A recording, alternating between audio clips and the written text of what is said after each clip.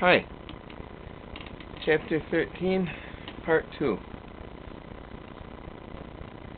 Mary had slipped on a woolen wrapper before she left her room, and she put a piece of it between his fingers.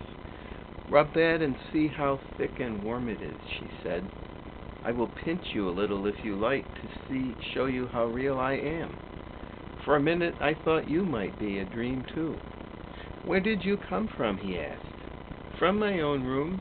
The wind weathered so I couldn't go to sleep, and I heard someone crying and wanted to find out who it was." "What were you crying for?"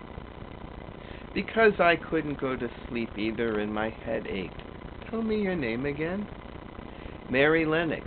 Did no one ever tell you I had come to live here?"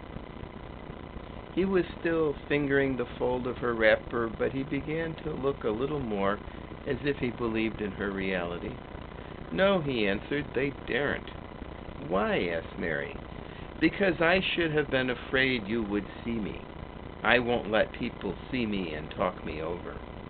"Why?" Mary asked again, feeling more mystified every moment. "Because I am like this always, ill and having to lie down. My father won't let people talk me over either. The servants are not allowed to speak about me. If I live, I may be a hunchback, but I shan't live. My father hates to think I may be like him." "Oh, what a queer house this is," said Mary. "What a queer house. Everything is a kind of secret. Rooms are locked up, and gardens are locked up. And have you been locked up?" "No, I stay in this room because I don't want to be moved out of it. It tires me too much." "Does your father come and see you?" Mary ventured. "Sometimes, generally when I am asleep. He doesn't want to see me." "Why?" Mary could not help asking again. A sort of angry shadow passed over the boy's face. "My mother died when I was born, and it makes him wretched to look at me. He thinks I don't know, but I've heard people talking. He almost hates me." "He hates the garden because she died," said Mary, half speaking to herself. "What garden?" the boy asked. "Oh, just a garden she used to like," Mary stammered. "Have you been here always?" "Nearly always. Sometimes I have been taken to places at the seaside, but I won't stay because people stare at me. I used to wear an iron thing to keep my back straight, but a grand doctor came from London to see me, and he said it was stupid. He told them to take it off and keep me out in the fresh air. I hate fresh air, and I don't want to go out." "I didn't when I first came here," said Mary. "Why do you keep looking at me like that?" "Because of the dreams that are so real," he answered, rather fretfully. "Sometimes when I open my eyes, I don't believe I'm awake." "We're both awake," said Mary. She glanced round the room with its high ceiling and shadowy corners and dim firelight. "It looks quite a dream. And it's the middle of the night, and everybody in the house is asleep. Everybody but us. We are wide awake." "I don't want it to be a dream," the boy said restlessly.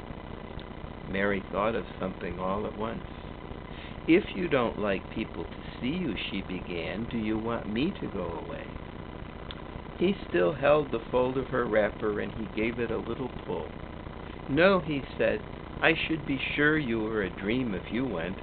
If you are real, sit down on that big footstool and talk. I want to hear about you." Mary put down her candle on the table near the bed and sat down on the cushioned stool. She did not want to go away at all. She wanted to stay in the mysterious hidden-away room and talk to the mysterious boy. "What did you want me to tell you?" she said. He wanted to know how long she had been at Misselthwaite. He wanted to know which corridor her room was on. He wanted to know what she had been doing, if she disliked the moor as he disliked it, where she had lived before she came to Yorkshire. She answered all these questions and many more, and he lay back on his pillow and listened. He made her tell him a great deal about India and about her voyage across the ocean. She found out that because he had been an invalid, he had not learned things as other children had. One of his nurses had taught him to read when he was quite little, and he was always reading and looking at pictures in splendid books. Though his father rarely saw him when he was awake, he was given all sorts of wonderful things to amuse himself with. He never seemed to have been amused, however. He could have anything he asked for, and was never made to do anything he did not like to do. "Everyone is obliged to do what pleases me," he said indifferently. "It makes me ill to be angry. No one believes I shall live to grow up." He said it as if he was so accustomed to the idea that it had ceased to matter to him at all. He seemed to like the sound of Mary's voice. As she went on talking, he listened in a drowsy, interested way. Once or twice she wondered if he were not gradually falling into a doze, but at last he asked a question which opened up a new subject. "How old are you?" he asked. "I am 10, answered Mary, forgetting herself for the moment, "and so are you." "How do you know that?" he demanded in a surprised voice. "Because when you were born the garden door was locked and the key was buried, and it has been locked for 10 years. Colin half sat up, turning toward her, leaning on his elbows. "What garden door was locked?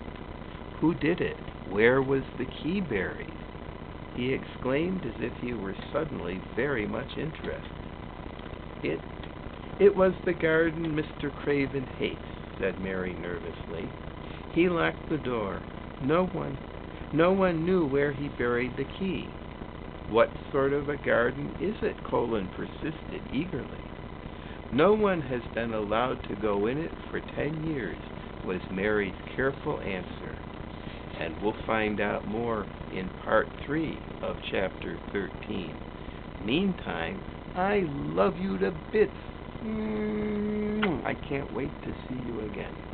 Bye-bye.